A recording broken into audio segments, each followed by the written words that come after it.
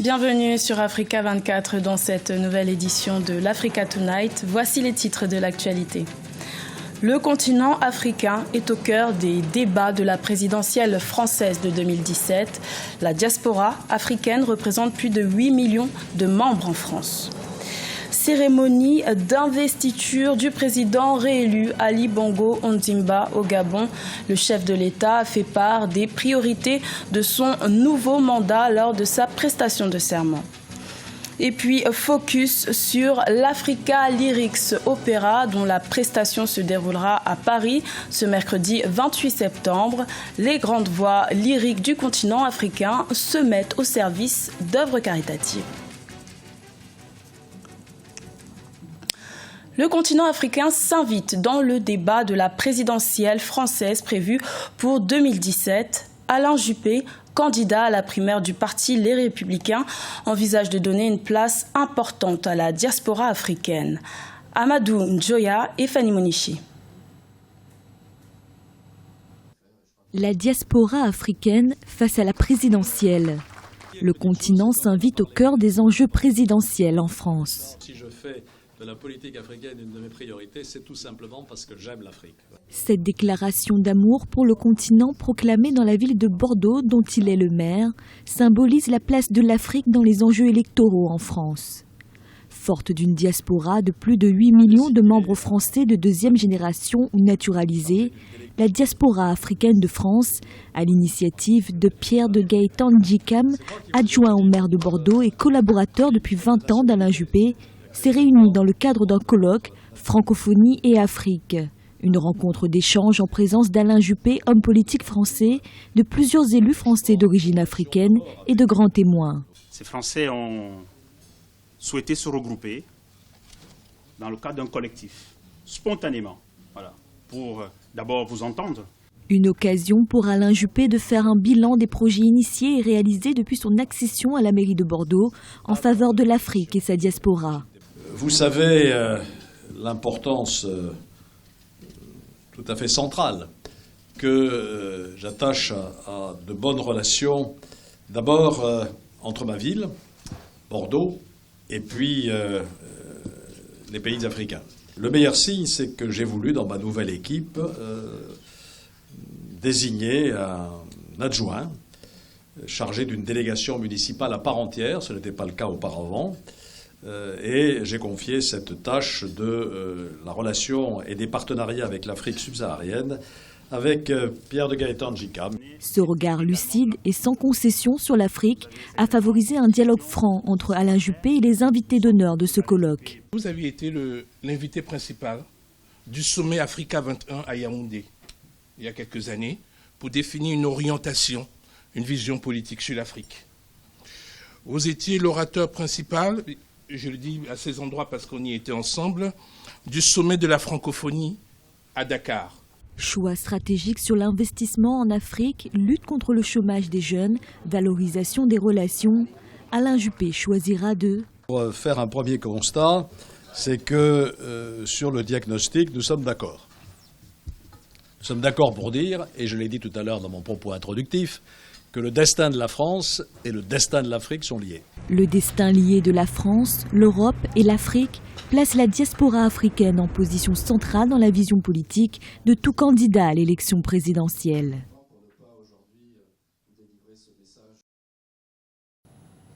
En Somalie, les élections législatives pour désigner le nouveau Parlement ont de nouveau été reportées.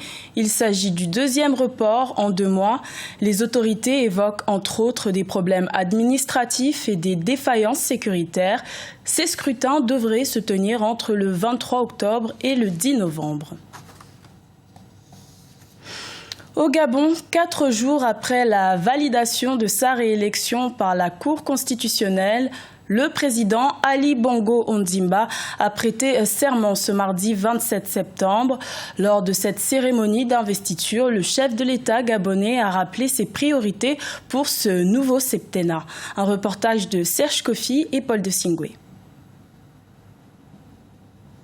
Constitution, Ali Bongo Ondimba a prêté serment devant les 9 membres de la Cour constitutionnelle en présence des chefs d'État. Une cérémonie solennelle qui consacre Ali Bongo Ondimba à la tête du Gabon pour les 7 prochaines années. À l'entame de ce second mandat, le président de la République tend de nouveau la main en appelant au dialogue et dit avoir entendu et compris le doute des Gabonais. Pour ma part, j'ai compris le sens du vote des Gabonais. Pour ma part, j'ai bien compris le doute de certains et j'ai bien perçu la déception d'autres encore. Mes chers compatriotes, notre pays traverse une période préoccupante de son histoire. Chacun de nous doit pouvoir prendre conscience des difficultés économiques et sociales que nous traversons et des défis politiques que nous avons à relever tous ensemble. C'est pourquoi, conformément à la tradition africaine en général et bantoue en particulier, j'invite toutes les forces vives de la nation à s'asseoir ensemble afin de trouver des solutions qui satisfassent nos compatriotes. Chez nous, la palabre se règle en famille, dans le corps de garde. Ali Bongo regarde maintenant le futur. Il s'engage pour une république plus juste et plus apaisée. Autre engagement, le développement et le bien-être de ses concitoyens, mais aussi des réformes constitutionnelles. J'engagerai le gouvernement que je nommerai dans les prochains jours afin qu'il propose aux Gabonaises et aux Gabonais qui ont manifesté leur impatience les mesures concrètes pour améliorer leur bien-être et vivre dans un environnement sain et propice à leur épanouissement. Il est plus que jamais devenu nécessaire, et vous en conviendrez avec moi, de mener une véritable réflexion devant aboutir à des réformes constitutionnelles ambitieuses et courageuses. Qu'il s'agisse des élections à 2 tours, de la limitation et la durée des mandats électifs, comme je l'ai déjà dit, tout devra être mis sur la table sans tabou ni soupçon. Ali Bongo Ondimba a été élu avec 50,66% des voix contre 47,24% pour son adversaire Jean Ping. Après une crise post-électorale d'une vingtaine de jours, apaiser le climat politique va être pour le président de la République réélu l'un de ses premiers défis. Les débats de la 71e session ordinaire des Nations Unies se sont clôturés ce mardi 27 septembre. Retour sur les principaux défis à relever qui ont été évoqués par les présidents africains à la tribune de l'ONU avec nos envoyés spéciaux à New York, Ousseynou Gueye, Gaël Onana et Marie-Angèle Touré. Le débat général de la 71e Assemblée générale des Nations Unies a pris fin ce 26 septembre à New York. Un certain nombre de chefs d'État et de gouvernements africains y ont pris part et ont, lors de leur discours, précisé les défis que doit relever le continent africain dans l'optique de son développement. Ils ont aussi rappelé aux membres de l'ONU la nécessité de tenir les engagements pris lors de cette assemblée. Le président Paul Biya du Cameroun a appelé à agir pour mettre en place et en œuvre les objectifs de développement durable. Son homologue de Guinée, Alpha Condé, a également plaidé pour l'Afrique dans la mise en œuvre de ces objectifs et ces rappels pourraient être liés, selon certains délégués, à une expérience passée, celle des objectifs du millénaire pour le développement qui n'ont pas été atteints dans un certain nombre de pays faute d'aide. Une autre préoccupation, celle du président sénégalais Macky Sall, qui a affirmé que les pays accueillant des réfugiés provenant d'autres pays en guerre devaient être encouragés et que le monde devait par ailleurs adopter une nouvelle vision du développement africain. Le président du Tchad, Idriss Déby Itno, a insisté sur le fait que la Somalie, la Libye, le Mali, le bassin du lac Tchad, le Sahel dans son ensemble soient gravement déstabilisés par la menace terroriste et que ces pays attendent non seulement un appui matériel mais également financier, sans oublier une aide militaire par le partage des renseignements. Cette assemblée referme donc ses portes à New York dans l'espoir que les engagements pris seront honorés. Le verdict est tombé ce mardi 27 septembre pour Ahmad Al-Faki Al-Mahdi. Le djihadiste malien présumé a été reconnu coupable par la Cour pénale internationale de crimes de guerre pour la destruction de biens culturels en 2012. Il a écopé d'une peine de 9 ans de prison. Idlet Mirabel Bissou.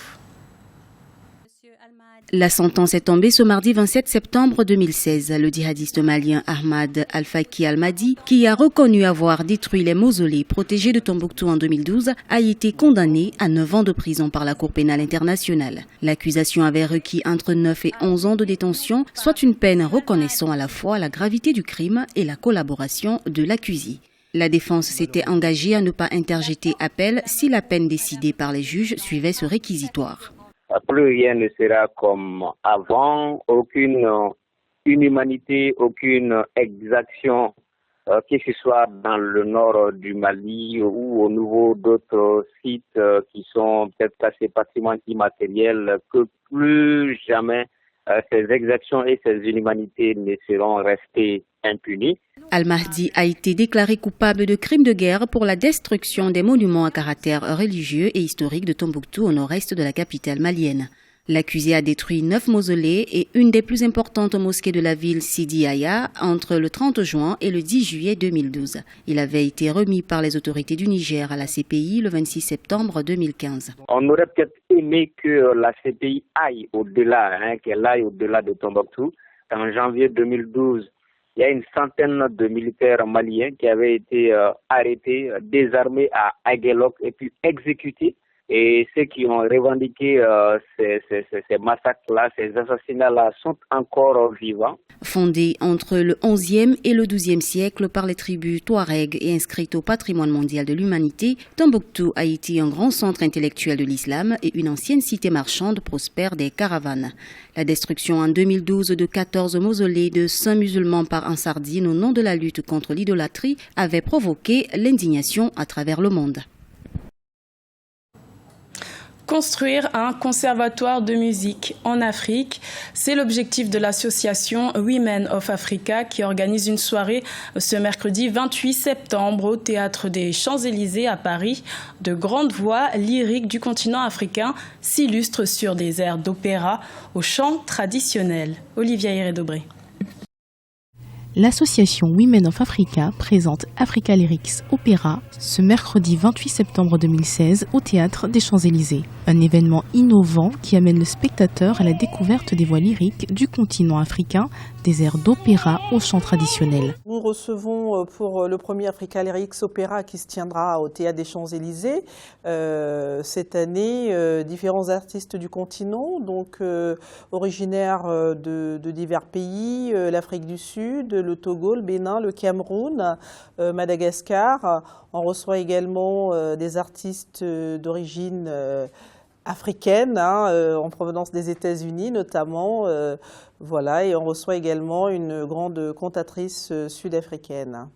Africa Lyrics Opéra est un projet organisé au profit de jeunes artistes lyriques et destiné, entre autres, à récolter des fonds pour la construction d'un conservatoire de musique en Afrique. La démarche de Women of Africa, c'est justement d'apporter une ouverture sur l'art lyrique, de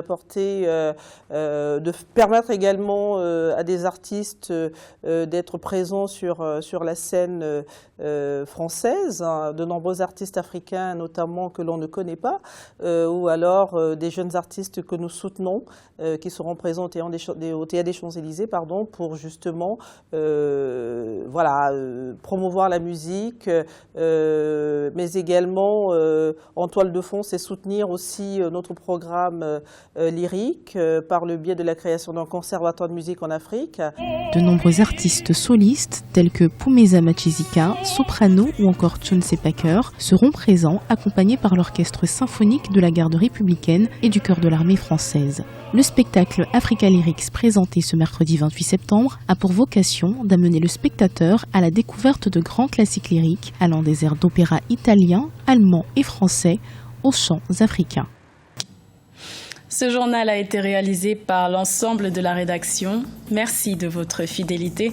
Retrouvez dans quelques instants une nouvelle édition de l'information sur Africa 24.